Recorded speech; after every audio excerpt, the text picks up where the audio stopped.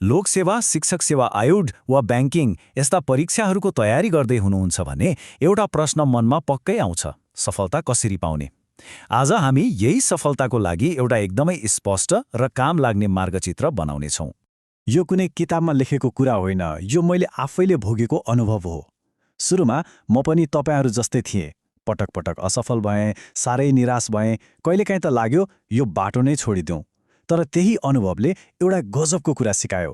सफलताका लागि मरिमेटेर पढ्नु मात्रै काफी रहेनछ, सही रणनीति र एकदमै बलियो मानसिक दृढता पनि चाहिने रहेछ।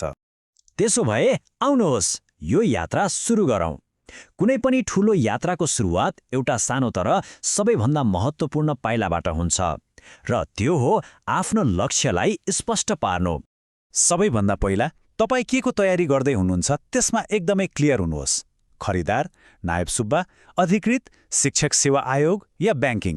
जब तपाईँको लक्ष्य एउटा निश्चित हुन्छ नि, तपाईँको सम्पूर्ण ऊर्जा र ध्यान त्यतैतिर केन्द्रित हुन्छ अनि तयारीको बाटो पनि सजिलो बन्छ। ल, लक्ष्य त तय भयो। अब के त? अब पालो आउँछ एउटा स्मार्ट स्टडी प्लानको। यही योजनाले हो तपाईँको तयारीलाई सही दिशा दिने र भद्रगोल हुनबाट बचाउने। एउटा प्रभावकारी दैनिक तालिका बनाउनु एकदमै जरुरी छ।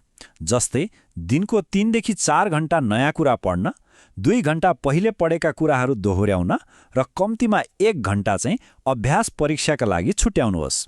यो सन्तुलनले तपाईँको तयारीलाई लामो समयसम्म टिकाइराख्छ।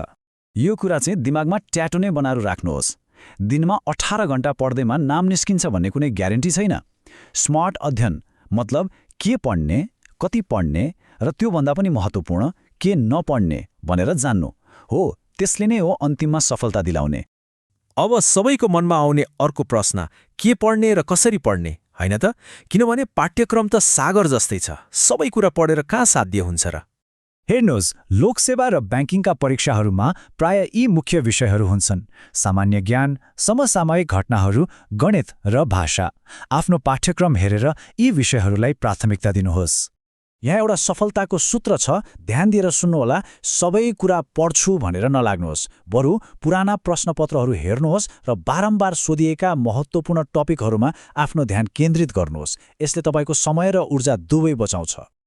ल, ज्ञान त हासिल गर्नुभयो, तर त्यसलाई परीक्षाको त्यो सीमित समयमा सही तरिकाले उतार्न सक्नु पर्यो नि, होइन र?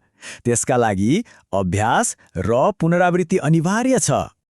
अभ्यास र पुनरावृत्ति सफलताका दुईवटा खम्बा हुन्। अभ्यासले परीक्षामा तपाईँको स्पिड र एक्युरेसी बढाउँछ। यसका लागि टाइमर राखेर पुराना प्रश्नहरू हल गर्नु सबैभन्दा उत्तम हो। अर्कोतिर पुनरावृत्तिले पढेको कुरालाई दिमागमा स्थायी बनाउँछ। त्यसैले हरेक हप्ता आफ्ना नोटहरू पल्टाउने बानी बसाल्नुहोस्। पुनरावृत्ति बिनाको पढाइ भनेको बालुवामा पानी हाले जस्तै हो। त्यसैले यसलाई आफ्नो बानी बनाउनुहोस्। जसरी पनि हप्तामा कम्तीमा 2-3 घण्टा पुराना नोटहरू दोहोर्याउनुहोस्। विश्वास गर्नुहोस्, यो सानो बानीले परीक्षामा धेरै ठूलो फरक पार्नेछ। अहिलेसम्म हामीले शैक्षिक तयारीको कुरा गर्यौं, तर अब त्योभन्दा पनि सायद महत्त्वपूर्ण कुरा गरौँ। त्यो हो मानसिक तयारी। तपाईँको मानसिकताले नै सफलताको आधा बाटो तय गर्छ। एकपटक इमान्दारी साथ आफैलाई सोच्नुहोस् त, कतै म सक्दिनँ वा यो त धेरै गाह्रो छ, मेरो लागि होइन जस्ता सोचले तपाईँलाई पछाडि तानिरहेको त छैन?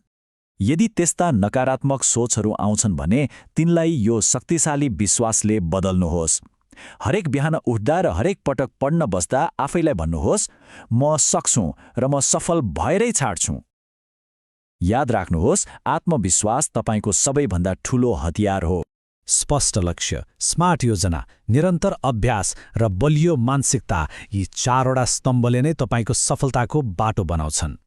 यो यात्रामा कहिलेकाहीँ ठेस लाग्न सक्छ, असफलता हात लाग्न सक्छ, तर निराश नहुनुहोस्। याद राख्नुहोस्, असफलता भनेको अन्त्य होइन, यो त सफलताको अझ नजिक पुग्ने एउटा अवसर हो, जहाँबाट तपाईँले धेरै कुरा सिक्नुहुन्छ। र अन्तमा यो कुरा सधैँ याद राख्नुहोस्, सफलता भनेको कुनै चिट्ठा वा भाग्यको खेल होइन, यो त निरन्तरको अभ्यास, लगनशीलता र सही रणनीतिको परिणाम हो। तपाईँको मेहनत अवश्य सफल हुनेछ। शुभकामना।